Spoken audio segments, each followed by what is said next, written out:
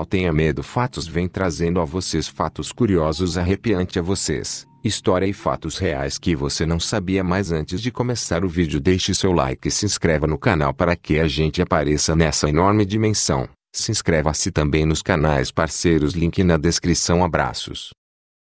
O caso das irmãs Dione. Uma das histórias mais bizarras e cruéis de todas. Elzire Dione entrou em trabalho de parto na noite do dia 18 de maio de 1934. À época, ela acreditava que estava grávida de gêmeos. Porém, com a ajuda de um médico e duas parteiras, Elzire deu à luz a 5 meninas em Ontário, no Canadá. As irmãs foram as primeiras quíntuplas a sobreviver ao parto. Annette, Emily, Yvonne, Cecil e Maria nasceram prematuras e, juntas, pesavam pouco mais de 6 quilogramas. Elas eram tão pequenas que cada uma cabia perfeitamente na palma da mão de uma pessoa adulta. Devido ao baixo peso das meninas, tanto Elzire quanto seu marido, Olive, achavam que as crianças não permaneceriam vivas por muito tempo. Logo após o parto, Elzire entrou em choque e o médico que atendia chegou a pensar que ela pudesse morrer também.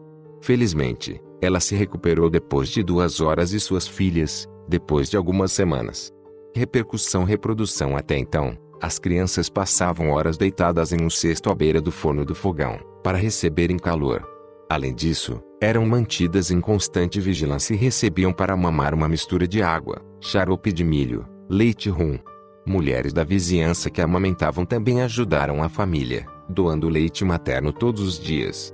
O irmão de Olive tinha contado a um jornal local a respeito do nascimento das 5 meninas, e a repercussão foi tamanha que pessoas de todo o vilarejo se ofereciam para ajudar. Em pouco tempo, a notícia havia se espalhado para todo o continente. De repente, a família estava recebendo ofertas que buscavam expor as meninas, conhecidas em todo o país. Elas já eram chamadas de símbolo de força durante a Grande Depressão e também de crianças de circo.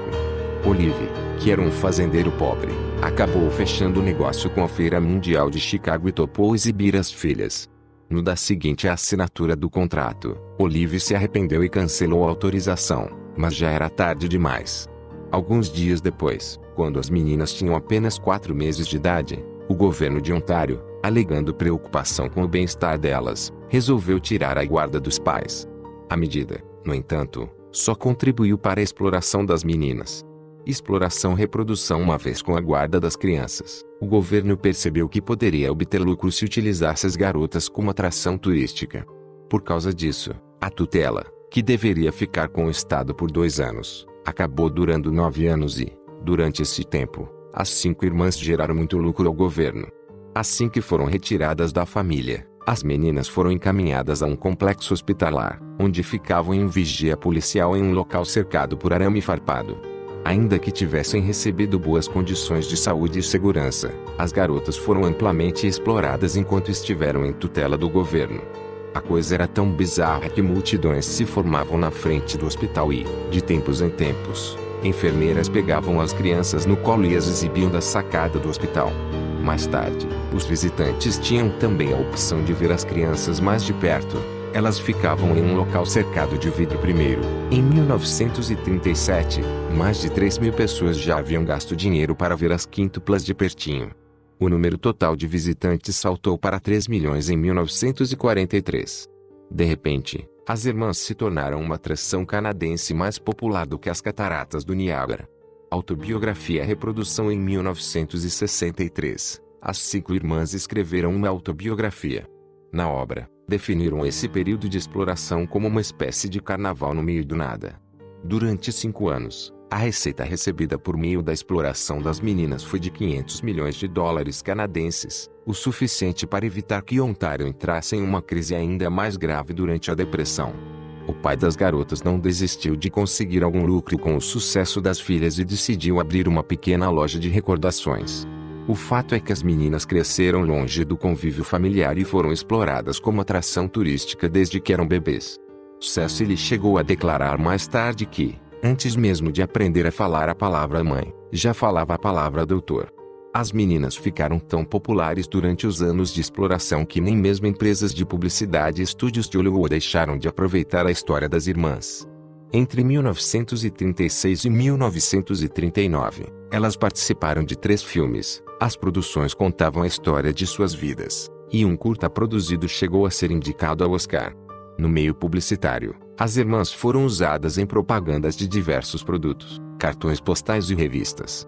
Briga judicial. Reprodução. Enquanto o mundo parecia conhecer as irmãs a fundo, os pais das garotas mal tinham contato com elas. Cecily chegou a declarar que nem se lembrava de já ter conhecido seus pais.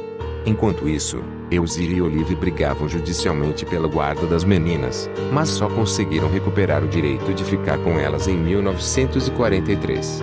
A partir daí, as coisas pioraram. Na autobiografia escrita pelas irmãs, a residência dos pais é descrita por uma delas como a casa mais triste que já conheci. Pouco tempo depois de receberem a guarda das meninas de volta, Elzira e Olive ganharam também um valor considerável em dinheiro, correspondente a uma parte dos lucros proporcionados pelos filmes e comerciais feitos pelas filhas. Com o dinheiro, a família se mudou para uma mansão luxuosa, mas os pais das garotas acreditavam que elas tinham pecado nesse tempo em que foram exploradas, e a relação entre todos era bastante fria. Na autobiografia, as meninas relatam que foram estupradas pelo pai. Na época, elas falaram sobre o assunto na escola e foram instruídas a continuar a amar seus pais e usar roupas mais grossas quando saíssem apenas com o pai, de carro. Destruídas psicologicamente. A reprodução. Esse assunto só veio à tona na época da publicação do livro. Na ocasião, quando um apresentador de televisão falou sobre a obra, acabou completando: essas mulheres são completamente destruídas psicologicamente. De fato, as meninas tiveram uma história de vida completamente fora do comum e foram exploradas de maneiras diferentes, tanto pelo governo canadense quanto pela própria família. Ainda assim, nenhuma medida foi tomada para que elas recebessem algum tipo de suporte psicológico. Quando completaram 18 anos de idade, as 5 irmãs saíram de casa e, a partir daí, nunca mais falaram com os pais. 2 anos após isso, Emily morreu depois de ter uma forte convulsão e, 16 anos depois, Maria morreu também devido a um problema sanguíneo. Injustiça. Reprodução. Na década de 1990, Annette e Cecily, que estavam divorciadas, foram morar em Montreal com Yvonne. A situação financeira delas também não era favorável, apesar de terem arrecadado milhões de dólares. Seus pais torraram a parcela que receberam quando elas ainda eram menores de idade e, na época em que as 3 irmãs foram morar juntas, a renda total delas era de $525 canadenses por mês. Desamparadas, foram pedir ajuda ao governo canadense, já que, durante anos, elas serviam de fonte de arrecadação de renda a esse mesmo governo. No final do acordo, elas passaram a receber $4,2 mil canadenses por mês, como uma espécie de pensão vitalícia. O valor foi renegociado e, com a ajuda da pressão pública, o Estado foi sentenciado a pagar 2,8 milhões às 3, de uma vez só. Yvonne morreu em 2001 e hoje apenas Cecily e Annette estão vivas, e a justiça que as 5 queriam, devido ao abuso psicológico e exploração que sofreram tanto pelo governo canadense quanto pela própria família, infelizmente nunca veio.